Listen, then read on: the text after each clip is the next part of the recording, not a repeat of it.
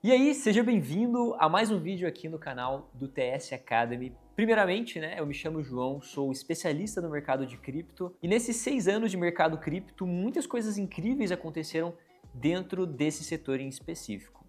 Hoje nós vamos mergulhar em um tema bem fascinante e crucial para quem acompanha o Bitcoin, tá bom? Nós falaremos sobre a sua relação quase misteriosa com a liquidez global. Você já se perguntou por que o preço do Bitcoin parece seguir tão de perto a quantidade de dinheiro que os bancos centrais injetam dentro de uma determinada economia?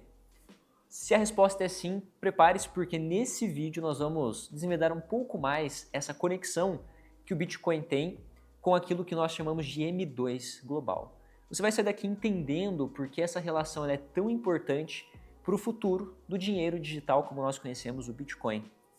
Agora, primeiramente, algo que é bem importante, o que é o M2? Então nós vamos entender o que significa esse termo.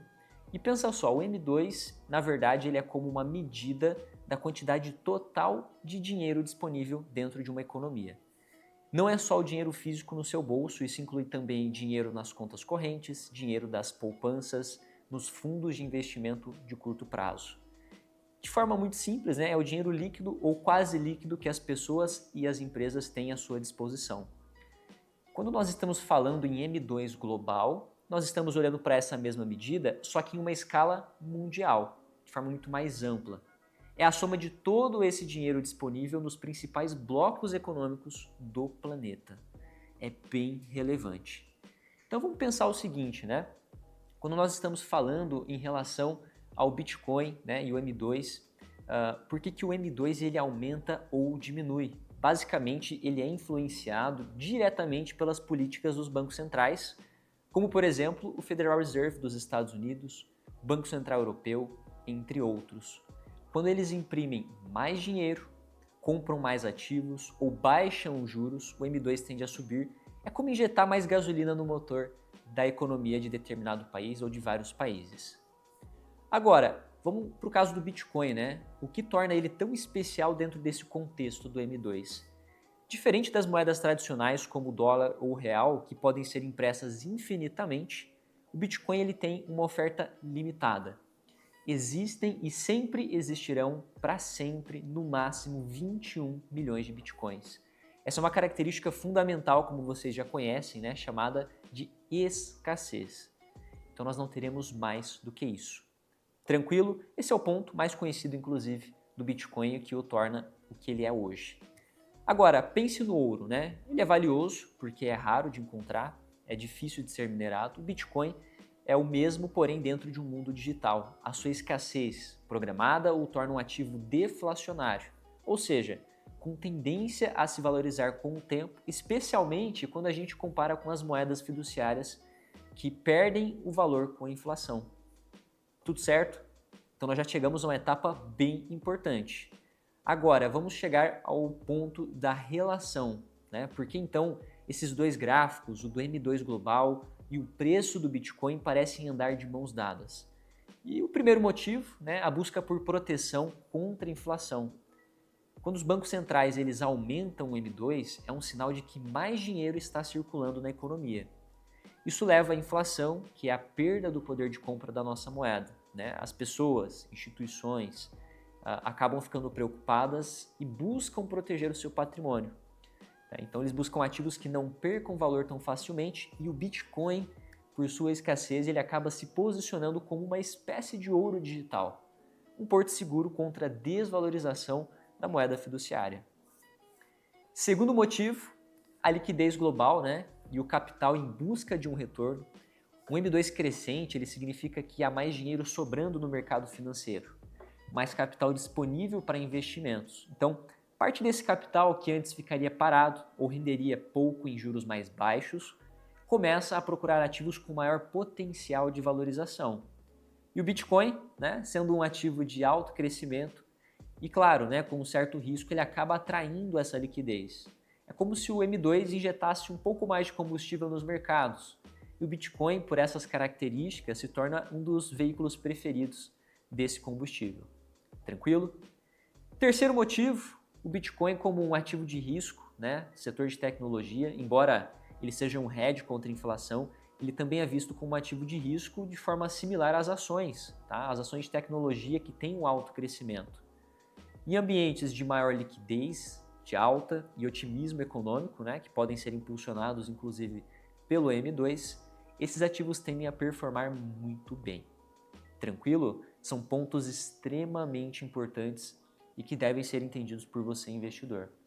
Então, significa que, ao observar o M2 global, podemos ter uma noção do clima macroeconômico que pode favorecer ou desfavorecer o Bitcoin. Um aumento da liquidez global, historicamente, tem sido um vento a favor, só que é importante ressaltar que essa correlação ela não é 100% perfeita e nem instantânea.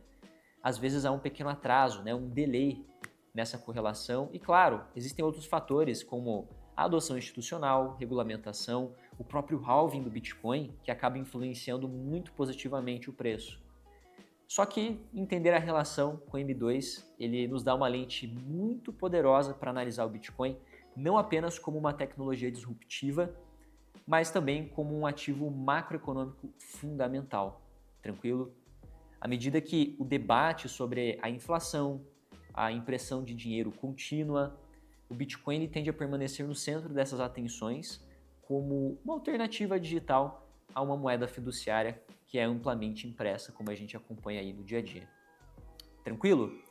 Agora, vamos fazer o seguinte, vamos deixar um pouco mais prático.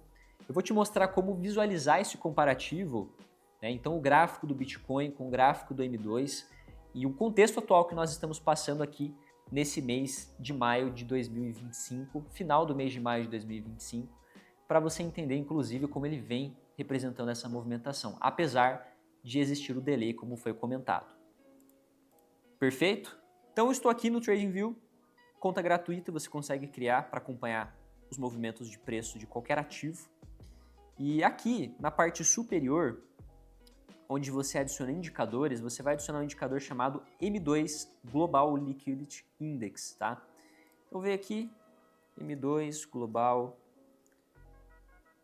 Ó, então, nós já temos aqui, ó, esse indicador. Você pode pegar esse último aqui, ó, com os offsets customizados. Beleza? A partir do momento que você insere, ele até tem uma configuração, tá, de valores. Esse aqui você mantém e o estilo você deixa habilitado só o primeiro, tá bom? Então, olha só que interessante. Habilitei. E esse daqui, tá, é o nosso gráfico sobreposto entre Bitcoin, que é o gráfico de candles, e o gráfico de linha do M2 global, tá? E esse M2, ele utiliza os dados das principais economias do mundo, entre Banco Central Europeu, Banco Central Americano, o Banco Central de outros países que são relevantes, inclusive da própria China, né? E aí a gente consegue ter uma ideia de como a expansão dessa base monetária vem impactando o Bitcoin. Vou até dar o exemplo, né? Se você olhar esse último período que nós estamos por agora, lembrando que no mesmo ciclo em relação às datas, nós temos sim um delay de movimento, né?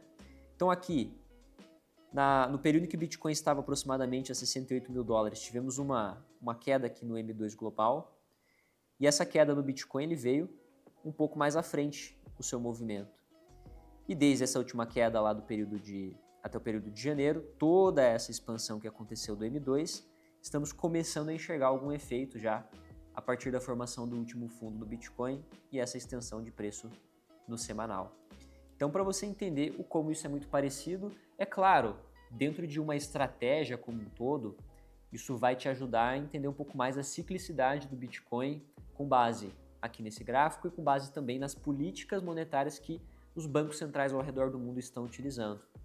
Elas costumam ser muito parecidas, dependendo do ciclo econômico global, só que tem casos mais específicos, como a própria China, que vive um grande desafio de estimular a própria economia. Então, o aumento da base monetária na China tende a ser muito maior, de forma bem diferente das economias aqui do Ocidente, por exemplo, que estão ainda lutando contra uma inflação mais pegajosa. Fechado? Então, eu espero que você tenha curtido. É muito simples de utilizar. Espero que tenha entendido também toda a parte de teoria sobre isso. Acho que já é um princípio muito legal para você que está se tornando um cripto investidor. Se considerou válido, considere se inscrever aqui no canal do TS Academy, deixa o teu like e até a próxima.